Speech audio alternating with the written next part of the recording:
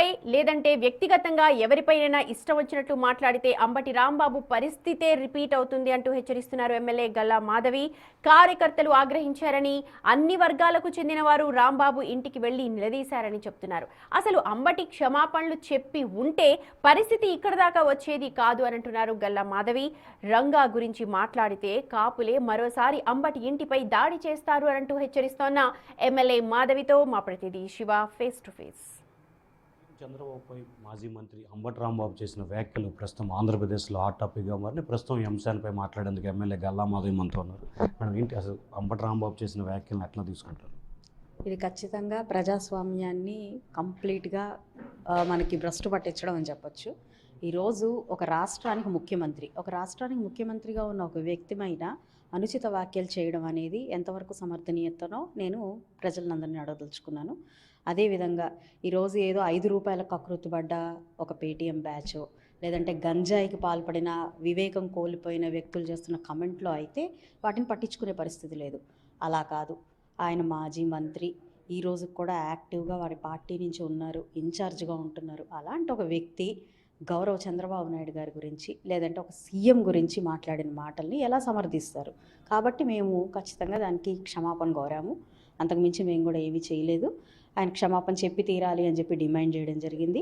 దానికి ఆయన సానుకూలంగా స్పందించి జరిగింది తప్పే అని క్షమాపణ చెప్పుంటుంటే ఇంత దూరం వచ్చేది కూడా కాదు.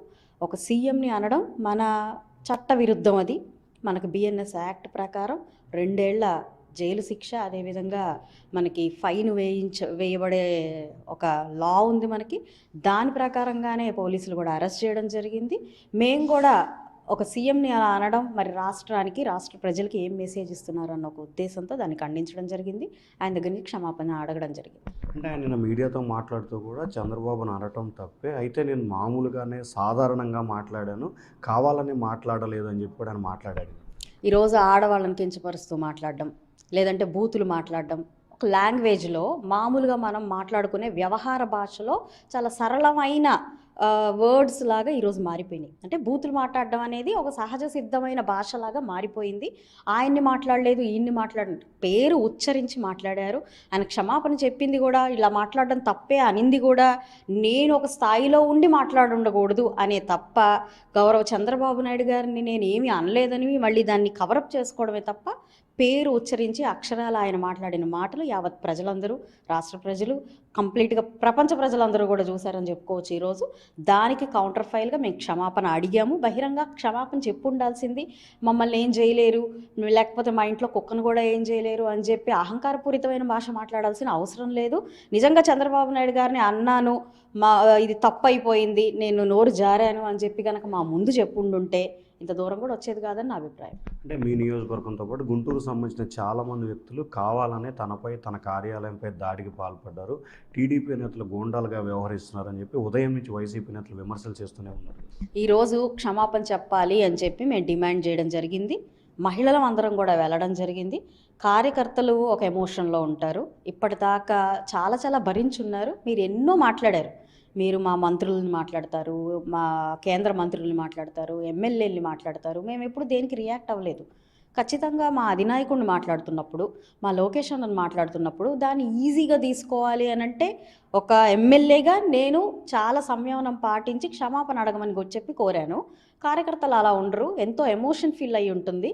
మీరే ఒకానొక సందర్భంలో జగన్మోహన్ రెడ్డి గారు అన్నారు, కార్యకర్తలు ఎమోషన్లో ఉంటారండి, అలాంటి పనులు చేస్తూ ఉంటారు, దాన్ని చూసి చూడనట్టు పోవాలి అని ఆయనే అన్నారు. ఆయనలాగా మేము ఆయన్ని ఇమిటేట్ చేస్తున్నామని కాదు, కానీ ఆయనలాగే ఇమిటేట్ చేయాల్సి వస్తే ఈరోజు రాష్ట్రంలో ఒక వైసీపీ నాయకుడు కూడా మిగలడని చెప్పి ఈ సందర్భంగా నేను గుర్తు చేస్తున్నాను. అయితే చాలా సంయమనం పాటించారు. అక్కడికి మేము చాలా కంట్రోల్ చేశాం కాబట్టి ఆయన చాలా సురక్షితంగా పోలీస్ స్టేషన్కి వెళ్ళారని కూడా చెప్పుకోవచ్చు. అంటే కాపు నేతని టార్గెట్ చేసి టీడీపీ నేతలు ఇబ్బందులు పాలు చేస్తున్నారు, గతంలో రంగాన్ని చేశారు, ఇప్పుడు రాంబాబుని చేస్తున్నారని వైసీపీ విమర్శలు చేస్తారు. అసలు మహానాయకుడు రంగా గారితో పోల్చుకోవడమే నిజంగా కాపు నాయకులందరూ ఈరోజు వాళ్ళ ఇంటి మీదకి వెళ్ళి మరోసారి దాడి చేస్తారు.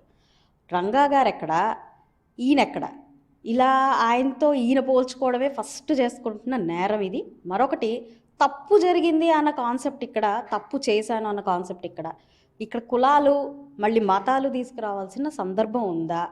ఈరోజు అక్కడికి వెళ్ళి క్షమాపణ చెప్పమనింది ఒక బీసీ ఎమ్మెల్యే.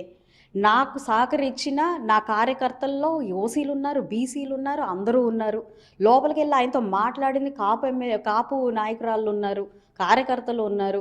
ఇలాగా అక్కడ అన్ని కులాల వాళ్ళు వచ్చి మాట్లాడడం జరిగింది. ఈరోజు ఎక్స్క్లూజివ్గా కాపు నాయకుడి మీద దాడి అనేది ఎంత హాస్యాస్పదమే. బీసీ ఎమ్మెల్యేగా ఉన్న కాన్స్టిట్యున్సీలో కాపు నాయకుడి మీద దాడి అని అంటే అందుకంటే ఇది డైవర్షన్ పాలిటిక్స్ కాదా అండి?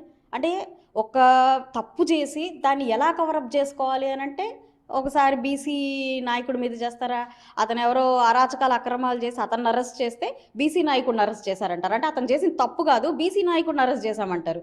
ఈరోజు అతను చేసిన మాటలు, ఇంత దారుణమైన మాటలు జారి ఆయన క్షమాపణ కోరమని మేము అడిగితే, క్షమాపణ మేము కోరితే దానికి మళ్ళీ కాపు నాయకుడు అంటారు. అంటే ఏదో ఒకటి మాత్రం ముందు వాళ్ళ మీద వేసుకొని ప్రొటెక్ట్ అవ్వడానికి ఏదో ఒక షీల్డ్ లాగా వాడుకుంటారు, కులాన్ని షీల్డ్ లాగా వాడుకుంటారు, ప్రజల ఓట్లు షీల్డ్ లాగా వాడుకుంటారే తప్ప ఇక్కడ నాయకత్వం కానివ్వండి, తప్పు చేసామన్న భావన కానివ్వండి, రాష్ట్ర ప్రజలకు ఏదైనా చేయాలన్న ఇంటెన్షన్ కానివ్వండి, ఎప్పుడు ఎక్కడ వాళ్ళ అధినాయకుడి దగ్గర నుంచి వాళ్ళ కార్యకర్త దాకా కనిపించిన దాఖలాలు లేవు. సిట్ ఇచ్చిన రిపోర్ట్ని బేస్ చేసుకొని ప్రతి ఒక్కళ్ళు ఫ్లెక్సీలేసి ప్రజలకు తెలియాల్సిన తరుణం ఇది అని చెప్పి, అంటే ఇలాంటి వాళ్ళని వ్యక్తిగతంగా కనీసం ఒక ఎమోషన్ లెస్ వాళ్ళని, మనకి భారతదేశంలో సెంటిమెంట్ అర్థం కాని వాళ్ళని, ఆంధ్ర రాష్ట్రంలో సెంటిమెంట్ అర్థం కాని వాళ్ళని, ఆడవాళ్ళని లేదంటే తల్లుల్ని దూషించే వ్యక్తుల్ని ఎలా సమర్థిస్తుంది ప్రజలు అవగాహన రాహిత్యంతో మళ్ళీ ఏదైనా పొరపాటు చేస్తారేమోనన్న భయంతో వాళ్ళు చేసిన తప్పుని చూపించే బాధ్యత మాది. కాబట్టి అక్కడక్కడ ఫ్లెక్సీలేసి మేము తెలియపరిచే ప్రయత్నం చేశాం. దాన్ని నువ్వు తీయాల్సిన అవసరం ఏముంది? 24 గంటల్లో తీసేస్తానని ఛాలెంజ్ చేయాల్సిన అవసరం ఏముంది? నీ తప్పు అంటే కేసు పెట్టు, మమ్మల్ని ఇలాగ చేస్తున్నారు అని చెప్పి. అలా చేయకుండా మేము తీసేస్తామంటే నువ్వు అరాచకం మొదలు పెట్టావు, నువ్వు అరాచకంగా ప్రేరేపితం చేసావు, నువ్వు రెచ్చగొట్టే ప్రయత్నం చేసావు. అలాంటి ఫ్లెక్సీ తీయడానికి వీల్లేదని మా నాయకులు అక్కడ నుంచున్నారు. అలాంటి ఒక సిచ్యువేషన్లో నువ్వు మళ్ళీ అక్కడికి కూడా నువ్వు నీ టెంపర్ లూజ్ అయ్యి నీ ఇష్టం వచ్చినట్టు మాట్లాడి ఒక సీఎంగా ఉన్న వ్యక్తిని మాట్లాడుతూ ఉంటే దాన్ని చూస్తూ ఉండాలి. రాష్ట్ర ప్రజలు దాన్ని తప్పుగా అర్థం చేసుకుంటారు, మేము ఈరోజు చేసిన చర్యను తప్పుగా అర్థం చేసుకుంటారు అని అంటే ఎవ్వరు తప్పుగా అర్థం చేసుకునే ప్రసక్తి లేదు. ఖచ్చితంగా వాళ్ళందరూ శిక్షార్హులు. ఏదైతే పాపానికి ఒడిగట్టారో వాటన్నిటికీ ఎవరెవరు ఇన్వాల్వ్ అయి ఉన్నారో, పాపం చేసిన వాళ్ళు, దానికి సహకరించిన వాళ్ళు అందరూ కూడా భగవంతుడి దగ్గర మాత్రం ఖచ్చితంగా వాళ్ళు తప్పించుకోలేరు. ఇక్కడ యాజ్ పర్ రూల్స్ ప్రకారం ఎవరైతే పట్టుకున్నారో, ఒక 36 మందిని ఎవరినైతే పట్టుకున్నారో వాళ్ళందరూ కూడా శిక్షార్హులు అవుతారు. తప్పుని తప్పుగా ఒప్పుకోండి, తప్పు జరిగింది అని ఒప్పుకోండి. కనీసం మీకు మనుషుల పరంగా అయినా మీరు ఒక స్టేషన్లో ఒక కన్సిడరేషన్లో ఉంటారు. అలా కాదు, పార్టీ మాకు నాయకులం, మేము పెత్తనం చేయాలి, మాకు పదవే కావాలి, ఇలాంటి ఎజెండాతో కనుక మీరు ఉంటే మాత్రం అసలు మీరు భారతదేశంలో ఉండే అర్హత మాత్రం మీకు లేదు, ఖచ్చితంగా లేదు. సో ఇది మొత్తం మీద చూసుకుంటే ఏదైతే అంబటి రాంబాబు రాజకీయ లబ్ధి పొందికే ఇటువంటి ప్రయత్నాలు చేశారు, ఎవరైతే మహిళల పట్ల వ్యక్తిగత హననం చేసినా కానీ ఇక్కడి నుంచే నాంది పలికి వారిపై చర్యలు తీసుకుంటామని చెప్పి ఎమ్మెల్యే గల్లా మాధవి అంటున్నారు. Voter studio.